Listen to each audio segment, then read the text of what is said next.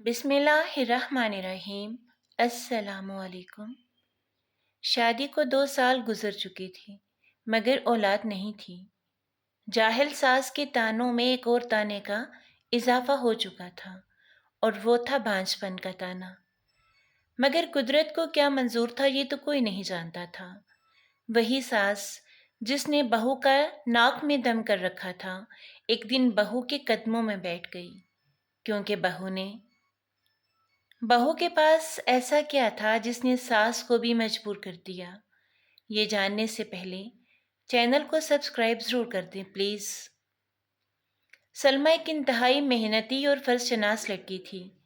اس نے ایک نہایت غریب خاندان میں آنکھ کھولی تھی، مگر یہ والدین کے رزق حلال اور ان کی اچھی تربیت کا نتیجہ تھا کہ اس نے شروع سے ہی پاکیزہ سوچ کو پروان چڑھایا اور محنت اور جہد مسلسل پر یقین رکھا۔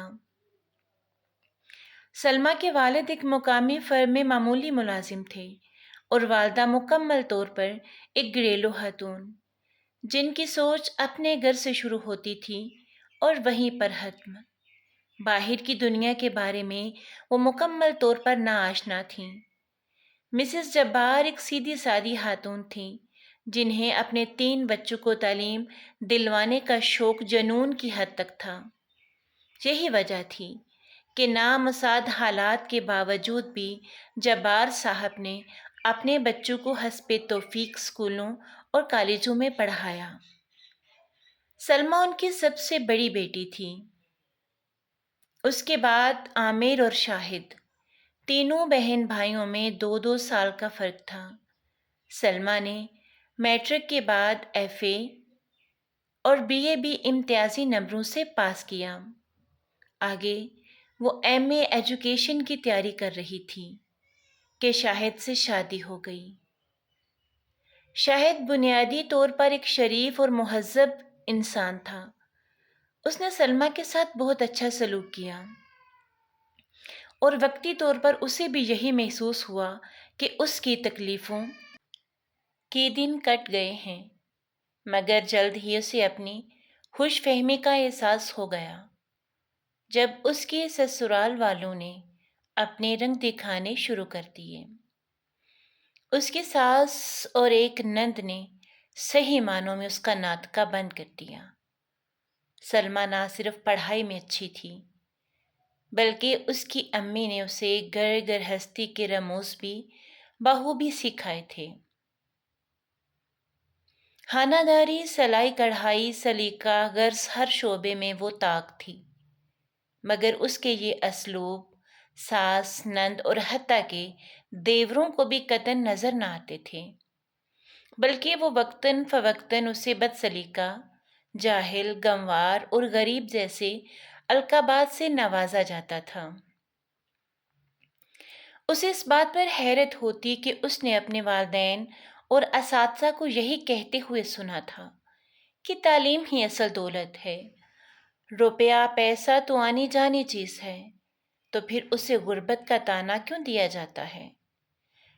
آہستہ آہستہ اسے اس بات کا احساس ہونا شروع ہوا کہ اس معاشرے میں زندہ رہنے کے لیے دولت کی اہمیت بھی اپنی جگہ مسلم ہے، لیکن یہ اس کے والدین کی پاکیزہ تربیت اور رزق حلال کا نتیجہ تھا کہ دولت کے حصول کے لیے اس نے کبھی بھی غلط راستے کے بارے میں نہیں سوچا تھا۔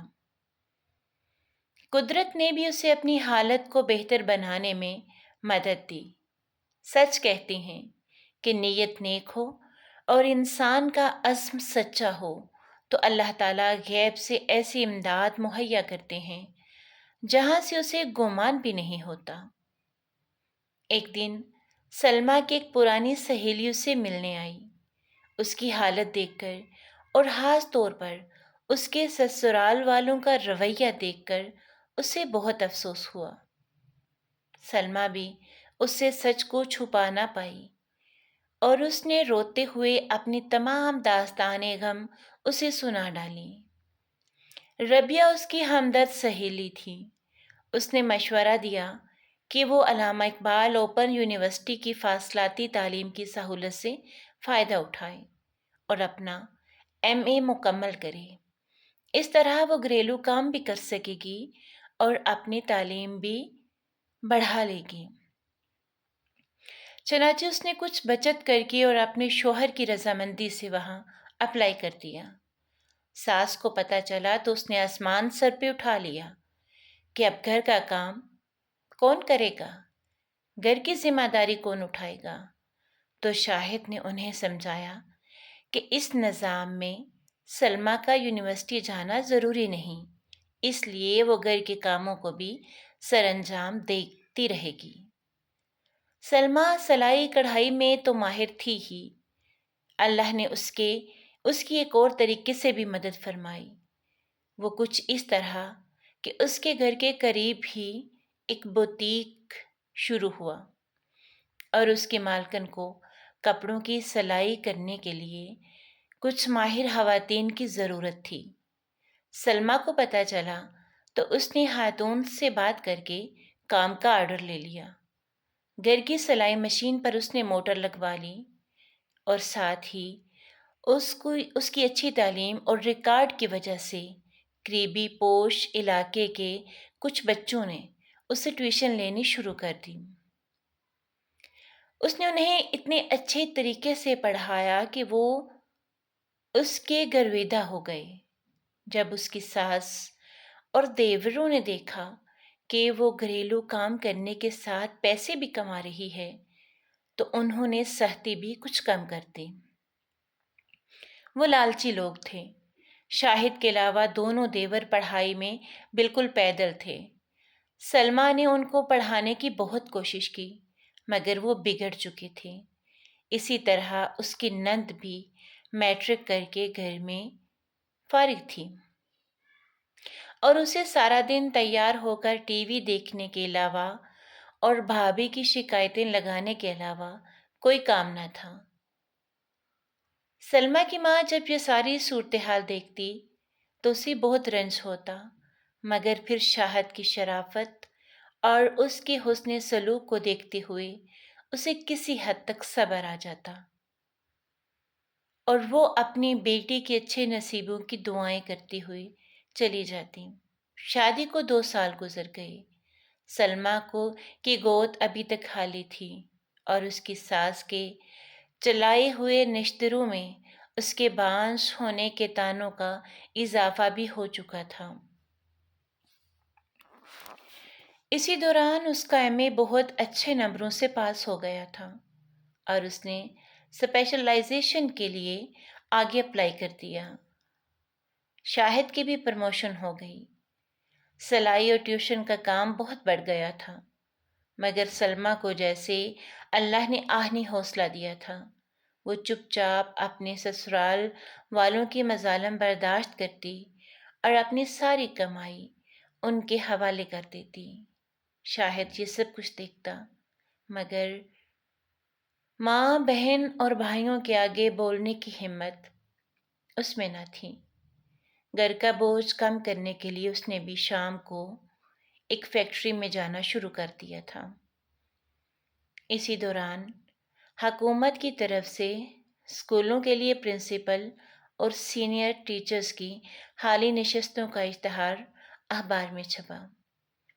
تجربہ نہ ہونے کی وجہ سے سلمیٰ پرنسپل کی سیٹ کے لیے تو اپلائی نہ کر سکی مگر اس نے سینئر ٹیچر کی پوسٹ کے لیے فارم جمع کرا دیا۔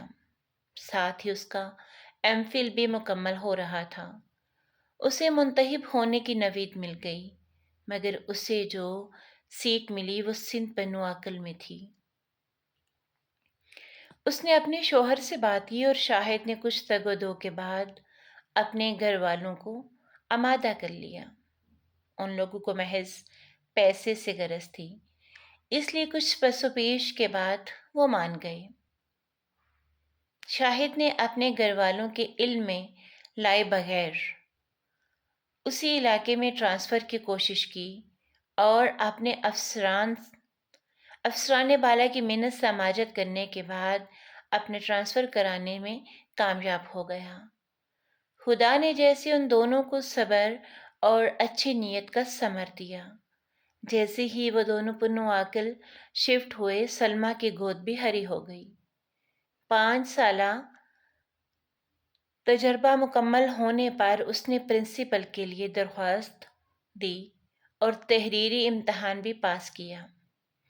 اچھے تعلیمی کیریئر اور شاندار ریکارڈ کو مد نظر رکھتے ہوئے انٹرویو پینل کے اراکین نے کامیاب امیدواروں میں اسے پہلے نمبر پر منتخب کیا۔